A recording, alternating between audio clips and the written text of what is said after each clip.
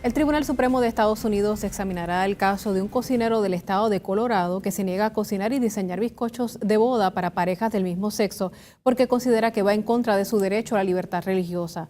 Todo esto sucede mientras aquí en Puerto Rico la legislatura aprobó un proyecto de ley similar en el que evalúa también enmiendas al Código Civil que han recibido el rechazo del Comité Amplio para la Búsqueda de la Equidad y otros defensores de los derechos civiles. Precisamente esta noche nos visita uno de los portavoces de CABE, el licenciado Osvaldo Burgos. Buenas noches y gracias por estar con nosotros. Buenas noches. Yo creo que quizás es importante en nuestra misión educativa explicar a la gente cuál es el Estado de Derecho actual en cuanto a esta controversia que me parece bien interesante de la libertad religiosa, ¿verdad?, versus los derechos individuales de las personas a casarse con quien deseen, con quien amen.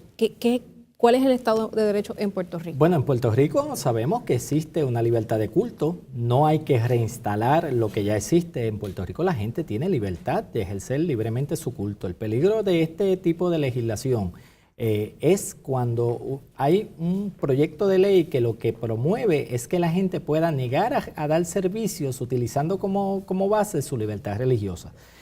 Uno de los planteamientos que hemos hecho a la legislatura, y que lo hicimos en el proyecto 1018 cuando estaba en proceso de aprobación en vistas públicas, es qué pasará en una agencia pública cuando vaya una persona homosexual o transgénero o que pertenezca a cualquier grupo minoritario o marginado de nuestra sociedad y vaya a pedir un servicio y se le niegue el servicio porque la persona que está brindándolo alega que eso atenta contra su libertad religiosa.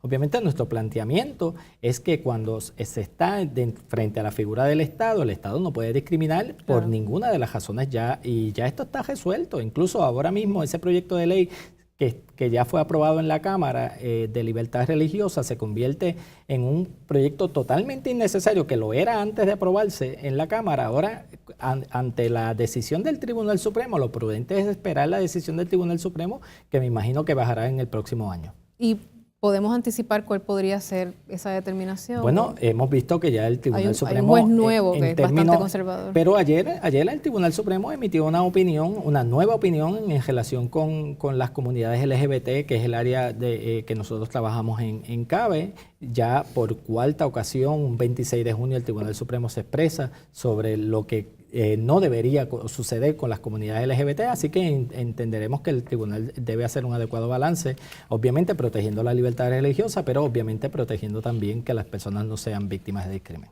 ¿Y aquí qué pasa? Que estamos como que en retroceso.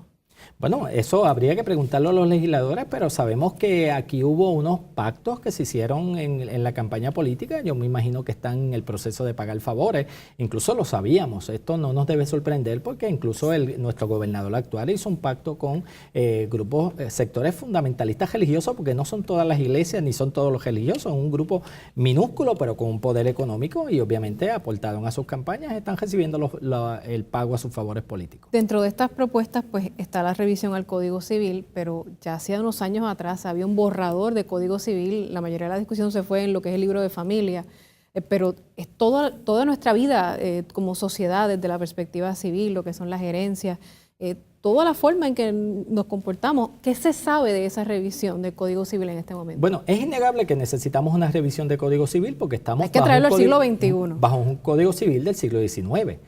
Pero lo que hemos visto... ¿Pero qué se sospecha? ¿Que estamos yendo al siglo XVIII? Bueno, yo creo que estamos yendo un poquito más atrás, porque lo que hemos visto, lo poco que hemos podido ver, porque uno de los problemas que tiene este proceso de revisión de código es la falta de transparencia. Al día de hoy se nos habla de un proyecto de código, pero no se ha dado publicidad a cuál proyecto de código estamos hablando. Estamos hablando de aquel de la Comisión Revisora del Código Civil que se detuvo gracias a Jorge de Castro Font y su gente por el libro de las instituciones familiares, o estamos hablando del proyecto que presentó el senador Pereira el año pasado, o estamos hablando de un nuevo proyecto. Pero sí, ya hemos escuchado expresiones como establecer como política pública el privilegiar el matrimonio hombre-mujer, cuando ya sabemos que eso está decidido por el Tribunal Supremo de los Estados Unidos, y lo que va a provocar en el área de familia en particular es una avalancha de litigios innecesarios, porque ya está resuelto por nuestro más alto foro judicial de acuerdo a la relación política que tenemos con los Estados Unidos. Ya veremos qué sucede con este asunto del Código Civil. Gracias como siempre por estar con nosotros. A la orden.